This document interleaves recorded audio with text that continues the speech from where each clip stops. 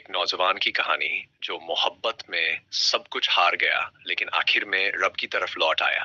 امریکہ میں ایک نوجوان تھا، کلمہ پڑھا ہوا مسلمان تھا، لیکن جس آفس میں وہ کام کرتا تھا وہیں کام کرنے والی ایک امریکن لڑکی سے اس کا رشتہ ہو گیا۔ ان کا محبت کا رشتہ اتنا گہرا ہو گیا کہ اسے لگنے لگا کہ اب میں اس کے بنا نہیں رہ سکتا۔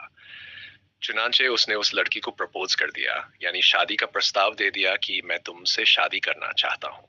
لڑکی کے والدین نے کہا کہ اگر تم ہماری بیٹی سے شادی کرنا چاہتے ہو تو کچھ شرطیں ہیں۔